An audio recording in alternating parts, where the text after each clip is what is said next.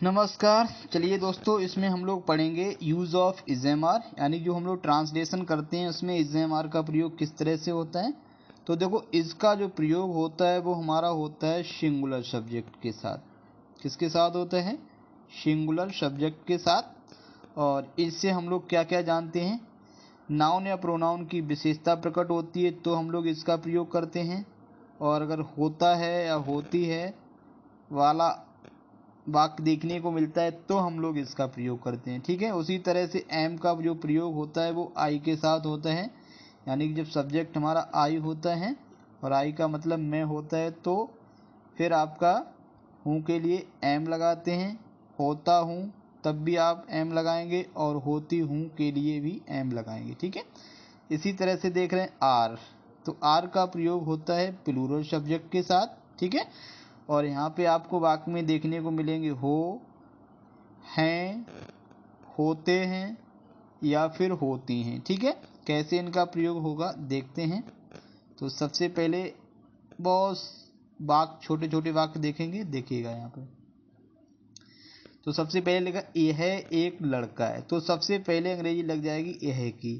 तो यह की अंग्रेजी क्या होती है? दिस होती है। तो आप यहाँ सबसे पहले लगा देंगे दिस। ठीक है। दिस लगाने के बाद में फिर आप इधर पीछे आ जाएंगे। है की अंग्रेजी अभी आपको बताएगी इज होती है, तो यहाँ हो जाएगा दिस इज। ठीक है। अब इस क्रम में चलेंगे। एक लड़का, तो यानी कि एक की अंग्रेजी यहाँ हो जाएगी ए, और लड़का की अंग्रेजी होती है बॉय। तो कुल मिला के वाक्य आपका बन जाएगा this is a boy. Last में फुल स्टॉप लग जाएगा। अब देखो, यह एक शेर है, तो इसमें ज़्यादा अंतर नहीं, थोड़ा अंतर है। तो दिस में तो कोई अंतर नहीं है, तो दिस आपका लग जाएगा, दिस मीन्स है होता है की अंग्रेजी फिर इसमें इज लग जाएगी। ठीक है। तो यहाँ पे आप इज लगा देंगे। अब देखो, एक की अंग्रेजी ऊपर तो आपने ए लगाई थी और यहाँ पे लगाएंगे एन। एन क्यों लगाएंगे? क्योंकि इधर आपका एप्पल आ रहा है, एप्पल हमारा ए से शुरू हो रहा है। ए हमारा क्या है? ए हमारा बाउल है। तो बाउल होने की दशा में हम लोग एन का प्रयोग करते हैं, और साउंड भी हमारा बाउल साउंड है। बाउल को हम लोग बोविल अक्सर बोलते हैं। फिर देखो, वह एक पेन है, तो दिस मीन्स यह होता है और दैट मीन्स होता है वह। तो वह की अंग्रेजी यहाँ आ जाएगी दैट। क्या आ जाएगा? दैट। तो अब दैट, अब फिर इसमें है आ रहा है, तो दैट हमारा हो जाता है सिंगुलर, तो यहाँ लगता है एज। तो दैट इज, फिर है एक पेन, तो यहाँ आप लगा देंगे ए पेन। ठीक है। PEN, लास्ट में फुल स्टॉप। ठीक। अब देखो, वह की अंग्रेजी आपने देखा दैट होती है। दैट के अलावा अब यहाँ पे लड़का है, लड़का एक पुरुष है, तो हम लोग पुरुष के सेंस में क्या करते हैं? ही लगाते हैं। ठीक है। तो यानी वह की अंग्रेजी ही भी होती है। ठीक है। अब ही यानी वह है की अंग्रेजी होती है एज। क्या है वो?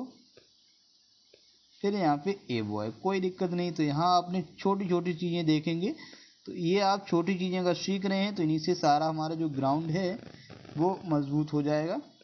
आगे बढ़ते हैं, थोड़ा कठिन देखेंगे, देखिएगा।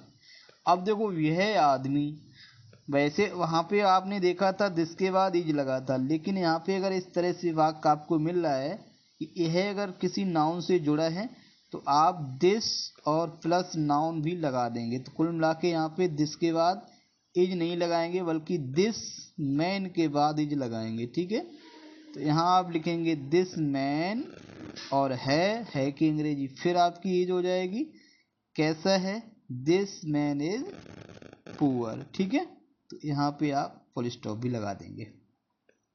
वह किससे जुड़ा है? वह हमारा जुड़ा है लड़का से, तो यानी वह के बाद नाउन आ रहा है तो हम लोग कर देंगे यहाँ पे दैट बॉय, एक साथ कर देंगे। ठीक है। वहाँ हमने देखा था दैट के बाद हम लोग इज लगा रहे थे, तो यहाँ दैट बॉय के बाद इज लगाएंगे। ठीक है। दैट बॉय इज क्या है? वीक है, कमज़ोर है। कमज़ोर की अंग्रेजी WEAK होता है। ठीक है। WEEK हमारा सप्ताह होता है, और कमज़ोर की अंग्रेजी MEHGA होता है, ध्यान रखिएगा। वह पेन महंगा है, तो देखो वह पेन, अब यहाँ हमारा इसी तरह से हो जाएगा दैट पेन। क्या हो जाएगा? दैट और पेन। अब है यानी वह पेन, दैट पेन है कि इज कैसा है? महंगा। महंगा की अंग्रेजी क्या होती है? कॉस्टली। कॉस्टली मीन्स महंगा या महंगी, ठीक है। अब देखो यह कार मेरी है, तो ये आप थोड़ा इसमें चेंज हमने किए हैं, तो यहाँ आप देख रहे हैं क्या हो जाएगा। सबसे पहले दिस कार, यहाँ तक तो आपको कोई दिक्कत नहीं है, तो दिस कार यहाँ लिख देंगे।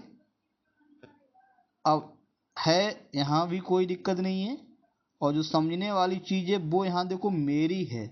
मेरी के बाद अगर नाउन नहीं है तो मेरी की अंग्रेजी माई नहीं लिखेंगे बल्कि लिखेंगे माइन, ठीक है। तो दिस कार इज माइन, यहाँ पे माइन लिखा जाएगा, माई नहीं लिखा जाएगा, ठीक है। ये थोड़ा यहाँ पे समझने वाला पॉइंट था। आगे बढ़ते हैं। आगे देखो, ये 4 लड़के हैं, तो ये हैं 4 लड़के, कैसे पढ़ेंगे? ये हैं 4 लड़के, ठीक है। तो दी जो होता है, दीज का मतलब होता है ये, ठीक है। ये हमारा होता है प्लूरल, तो हैं के लिए यहाँ पे आप लगा देंगे आर। These are. 4 की अंग्रेजी क्या होती है? 4 की अंग्रेजी आपकी 4 होती है, FOUR। और लड़के की अंग्रेजी आपको पता ही है, तो यहाँ आप लिख देंगे बॉयज, ठीक है। प्लूरल है तो प्लूरल लिखेंगे। वे 4 फल हैं, तो यानी कि वे की अंग्रेजी क्या होती है? एक तो दे होती है और एक होती है दोज। तो दीज माने ये और दोज माने वे, तो यानी वे की अंग्रेजी यहाँ लग जाएगी दोज, ठीक है। ये भी हमारा प्लूरल होता है, तो हैं की अंग्रेजी आर, तो दोज आर। 4 फल हैं, तो यानी कि 4 और फ्रूट्स, ठीक है। तो यहाँ भी आप फुल स्टॉप लगा देंगे।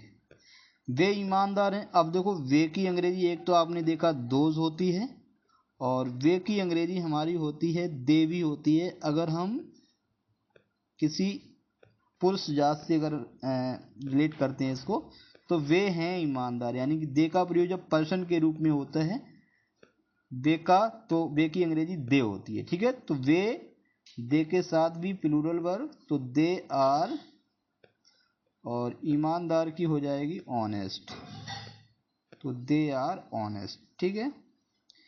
वे छात्र गरीब हैं। अब देखो वे अगर जुड़ा है किसी से, यानी कि वे के बाद नाउन आ रहा है, जो छात्र नाउन है, तो आप यहाँ अब दे नहीं लगाएंगे अंग्रेजी, अब निश्चित रूप से यहाँ आप लगाएंगे दोज।